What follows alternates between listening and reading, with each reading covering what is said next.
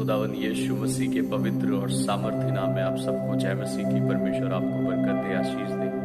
मेरे प्रियो, आज का वचन जो है वो हमें परमेश्वर के राज्य के लिए तैयार करेगा। आज का जो वचन है परमेश्वर के हमें उस दिन के लिए तैयार करेगा जब परमेश्वर अपने लोगों को गुप्त रूप से लेने आने वाला है। उस गुप्त आगमन के लिए, उस रैप्चर के लिए जो अचानक से परमेश्वर के लोगों का होने वाला है, उसके लिए परमेश्वर का वचन हमारी बहुत आय से मदद करेगा। इसलिए आज के वचन को बड़े ध्यान से सुने, अपने जीवन में लागू करें, इस पर मनन करें। हालेलुया।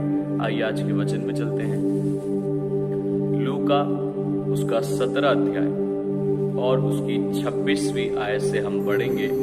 लिखा है, जैसा नूह के दिनों में हुआ था वैसा ही मनुष्य के पुत्र के दिनों में होगा, यानी कि यीशु मसीह के दिनों में होगा। जिस दिन तक नूह जहाज पर ना चढ़ा उस दिन तक लोग खाते पीते थे और उनमें विवाह यानी शादी होती थी। तब जल पिघले ने आकर उन सबको नष्ट किया। हम नूह के टाइम को जानते हैं, हमने सुना है, बाइबल में पढ़ा है कि नूह का टाइम कैसा था। उस टाइम में लोग अत्यंत पाप की गहराई में जा चुके थे और पाप में अपना जीवन व्यतीत कर रहे थे, और परमेश्वर ने अपने दास नूह के द्वारा लोगों को जताया, उनको समझाया कि अपने अपने गुनाहों से तौबा करो, क्योंकि वो गुनाह ऐसे थे जिनकी कोई लिमिट ना हो। इतना पाप बढ़ गया था कि स्त्री के साथ सेक्स कर रही थी, जेंट्स के साथ सेक्स कर रहा था, और ये गंदगी हाई लेवल पर थी। जानवरों के साथ लोग सेक्स कर रहे थे। और करंट सिचुएशन आप देखो, फॉरेन कंट्रीज में इस नियम को लागू कर दिया गया है कि स्त्री के साथ विवाह कर सकती है, शादी कर सकती है, जेंट्स के साथ शादी कर सकता है। यहां तक कि जानवरों तक के साथ इस नियम को अलाउ कर दिया है कि जानवरों तक के साथ शादी की जा सकती है। तो कुछ भी सिचुएशन मिसमैच नहीं है, सब कुछ वही चल रहा है।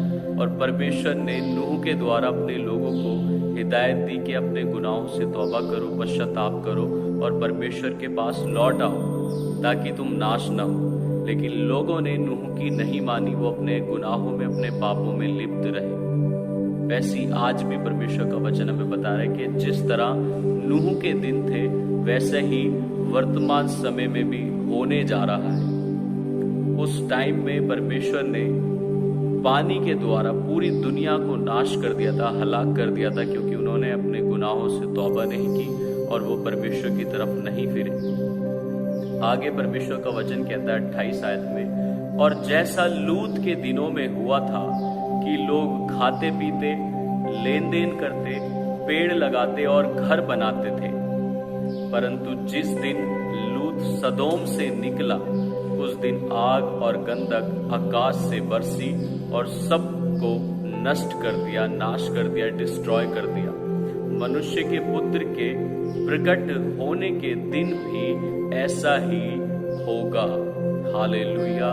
परमेश्वर का वचन यहाँ पर बता रहा है कि लूत के टाइम में भी ऐसा ही हुआ। लोग जो हैं वो लेन देन करने में व्यस्त थे, यानी कि अपनी जरूरतें पूरी करने में व्यस्त थे। लोग घर बनाने में व्यस्त थे, लोग शादियां करने में व्यस्त थे, लोग खाने पीने में व्यस्त थे, पेड़ लगाने और घर बनाने में व्यस्त थे। मतलब शरीर की साधना करने में व्यस्त थे। यहां पर परमेश्वर का वचन ये नहीं कह रहा कि पेड़ लगाना गलत है, या फिर घर बनाना गलत है, या फिर खाना पीना गलत है, या शादी करना गलत है।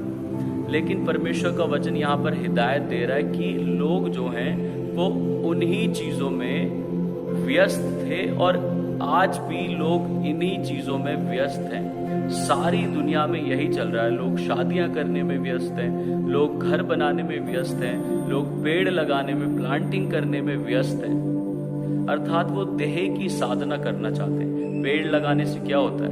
हमें छाया मिलती है, हमें फ्रूट्स मिलते हैं, और फ्रूट्स खा करके हमारी सेहत अच्छी होती है, हमारा शरीर हष्ट-पुष्ट रहता है। ये देह की साधना है। घर बनाना यानी कि अपने लिए एक छुपने के लिए एक आशियाना बनाना, एक छत बनाना। खाने पीने में अपने जीवन को व्यतीत करना यानी कि अपनी देह का ध्यान रखना। परमेश्वर गलत नहीं कह रहा इन चीजों को, लेकिन लोग इन चीजों को ही सब कुछ मान करके बैठे हैं और परमेश्वर से दूर हो चुके हैं। खाने पीने का अर्थ मतलब परमेश्वर हमसे कहना चाह रहा है कि हमें खाने पीने से दूर हट गए, फास्टिंग में रहने की जरूरत है, उपवास में अपने दिनों को जीने की जरूरत है, ताकि हम परमेश्वर के आगमन के लिए तैयार हो सके।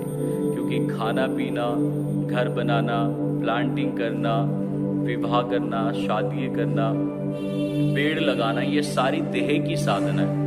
और परमेश्वर का वचन बताता है पहला तीमुथियुस 4:8 में कि देह की साधना से कम लाभ होता है, लेकिन भक्ति जो है वो सब बातों के लिए लाभदायक है, क्योंकि इस समय की प्रतिज्ञा और आने वाले समय की भी प्रतिज्ञा इसी से जुड़ी हुई है। हमें भक्ति का जीवन व्यतीत करने की जरूरत है। भक्ति का अर्थ ये नहीं कि हम पेड़ों के नीचे जाकर के बैठ जाएं, इस संसार से अलग हो जाएं। भक्ति का अर्थ यह है कि हम संसारिक बातों से अपने मन को, अपने जीवन को, अपनी आंखों को हटा करके प्रार्थना में जाएं, प्रार्थना में अपना जीवन व्यतीत करें। घर बनाना यानी कि अपने छुपने का स्थान बनाना, और बाइबल बताती है कि हमारे छुपने का स्थान जो है वो यीशु मसीह है, यानी कि हमें प्रार्थना में रहना बेहद जरूरी है। खाते पीते रहना यानी कि परमेश्वर यहाँ पर समझाने की कोशिश कर रहा है कि हमें फास्टिंग में रहना जरूरी है। फास्टिंग करना बहुत जरूरी है, क्योंकि फास्टिंग करने से हमारी स्पिरिट जो है मजबूत होती है, वो परमेश्वर के राज्य के लिए तैयार होती है। लेन देन करना यानी कि अपनी जरूरतें पूरी करना, वस्तु विनिमय करना यानी कि अपनी जरूरत को पूरा करने के लिए पैसे देना और अपनी जरूरत की चीज को ले लेना। हालेलुया। और इस तरीके से क्या होता है कि जिसको पैसा चाहिए होता है उसे पैसा मिल जाता है, और जिसको जो जरूरत की चीज चाहिए होती है वो उसकी जरूरत की चीज उसे मिल जाती है, वो कुछ भी क्यों ना हो। हालेलुया। लेकिन हमारी सबसे बड़ी नीड, हमारी सबसे बड़ी जो जरूरत है वो पवित्र आत्मा है। यहाँ पर हर चीज से परमेश्वर हमें समझाना चाहता है कि हमारी जो सबसे बड़ी जरूरत है वो पवित्र आत्मा है। क्या आज हम पवित्र आत्मा के चल रहे हैं या नहीं चल रहे? क्या हम प्रार्थना में अपना जीवन व्यतीत कर रहे हैं या नहीं कर रहे हैं? क्या हम पवित्र आत्मा को सुन करके इग्नोर कर रहे हैं या नहीं कर रहे हैं? ये निर्भर करेगा कि हम परमेश्वर के उस आगमन में जाने के लायक होंगे या नहीं होंगे। हमें अपने आप को तैयार करना है। पर्सनली हमें अपने चाल चलन को जांचना, परखना है। और दुनिया जमाना इन्हीं चीजों में व्यस्त है, खाने पीने, घर बनाने, पेड़ लगाने, शादी करने, और इन चीजों की वजह से ही अभिलाषाएं पैदा होती हैं। और अभिलाषा, परमेश्वर का वचन बताता है, पाप को पैदा करती है, और पाप जो है वो मृत्यु को पैदा करता है। यानी कि अगर हम परमेश्वर के राज्य के लिए अपने आप को तैयार नहीं करेंगे, भक्ति का जीवन व्यतीत नहीं करेंगे, तो अचानक से परमेश्वर का दिन हम पर आ जाएगा और हम परमेश्वर के राज्य में शामिल नहीं हो पाएंगे। हमें क्या करना है? हमें इन संसारिक चीजों से अपने मन को हटा करके, देह की साधना से अपने मन को हटा करके भक्ति का जीवन व्यतीत करना है। भक्ति का जीवन मतलब प्रार्थना में रहना, उपवास में रहना, वचन को पढ़ना, परमेश्वर के साथ ज्यादा से ज्यादा समय बिताना, अपने आप को तैयार करना। क्या परमेश्वर मैं तेरे राज्य के लिए तैयार हो रहा हूँ या नहीं हो रहा? इन चीजों पर गौर करना। तो मेरे प्रियो, परमेश्वर का वचन यहाँ पर साफ बता रहा है कि हमें उन लूत के टाइम में जो लोगों पर विपत्ति आई और लोग अपने गुनाहों में नाश हो गए, नूह के टाइम में जो लोगों ने तौबा नहीं की, पश्चाताप नहीं किया और वो नाश हो गए, वैसे हमारे साथ ना हो। इसलिए हमें अपने आप को तैयार करना है परमेश्वर के राज्य के लिए, क्योंकि परमेश्वर अपने लोगों को जल्द लेने आने वाला है। वो गुप्त आगमन, वो रैप्चर निकट है।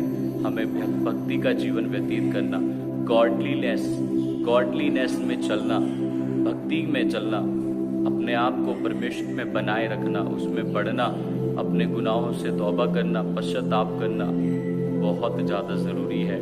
कहीं ऐसा ना हो कि हम चूक जाएं। इसलिए अपने आप को तैयार करें। परमेश्वर इन वचनों के द्वारा आप सबको बहुत ऐसे ब्लेस करे, आशीषित करे।